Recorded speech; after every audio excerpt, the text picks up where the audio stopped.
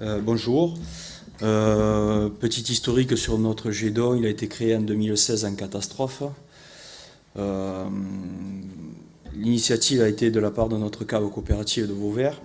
Le jet d'eau comprend à peu près 5 communes, Galargues, Margues, Saint-Laurent, Le Quellard et Vauvert.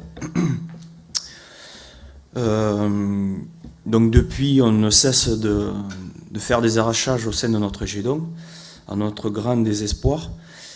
Bon, il faut dire aussi que la commune des Margues compte une grosse partie de vignobles en agriculture biologique, dont moi-même qui suis propriétaire, et en agriculture bio.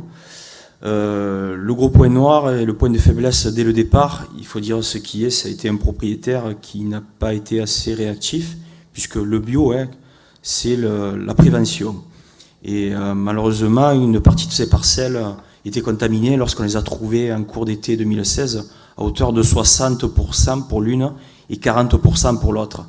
Donc on va dire que les dés étaient malheureusement déjà jetés et que c'est pour ça que depuis 3 ans on ne cesse d'arracher, lui et ses voisins malheureusement, parce ils sont assez concentrés de 4 grosses propriétés à proximité, tous en bio les uns sur les autres. Donc malheureusement c'est assez dur de réajuster la barre face à de gros foyers comme ça dès le début.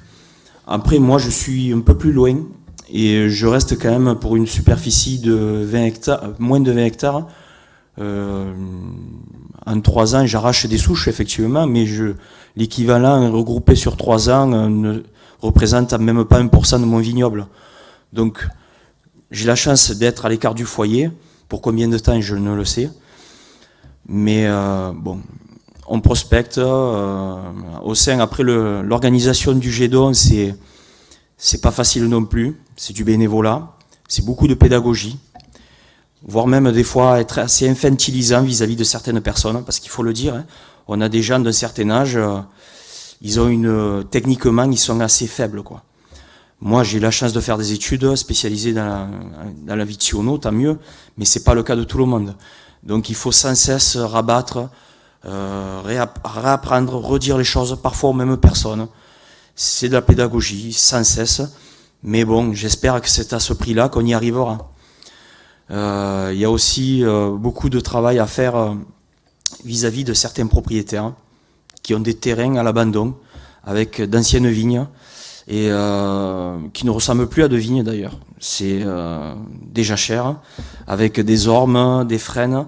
Et par-dessus tout ça, vous avez des Américains qui poussent dessus, telle une belle canopée, et qui sont malheureusement dans une plaine comme Aymargues assez vigoureux.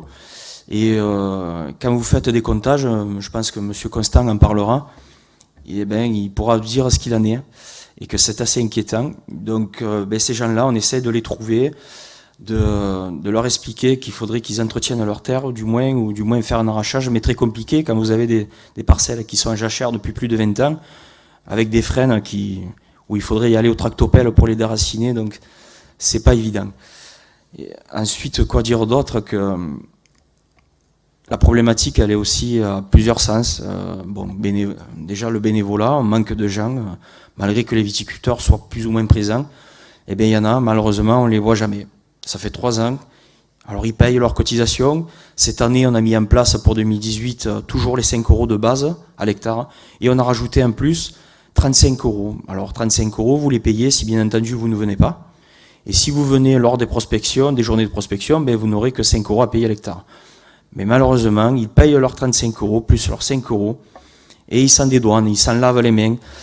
Alors, ou certains même nous appellent en nous engueulant. Mais vous n'êtes pas passé, qu'est-ce que c'est ce travail? Mais j'ai dit, mais attendez, les 35 €, ça ne dédouane pas de faire le travail chez vous. Si on a le temps, et si les saisonniers du Fédon ont le temps de le faire, pourquoi pas, ils viendront en renfort pour vous aider.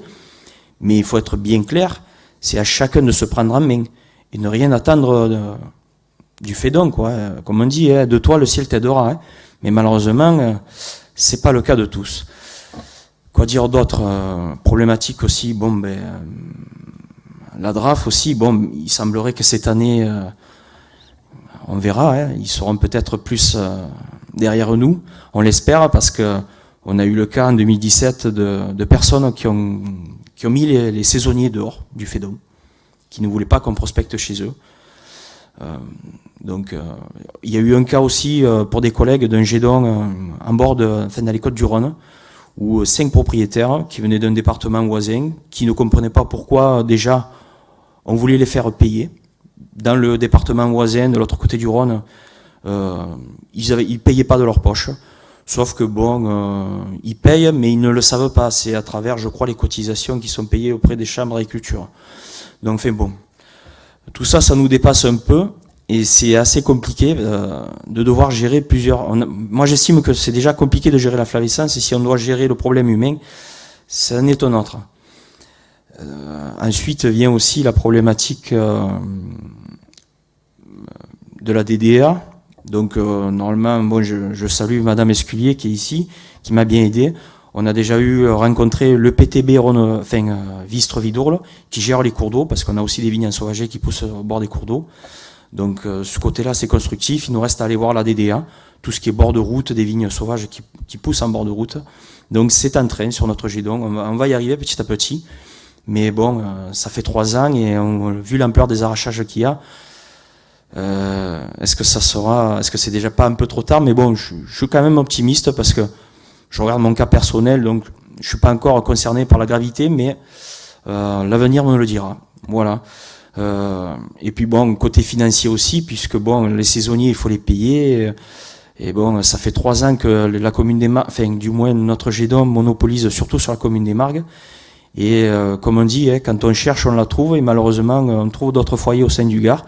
Donc les saisonniers, on peut pas tout le temps les monopoliser.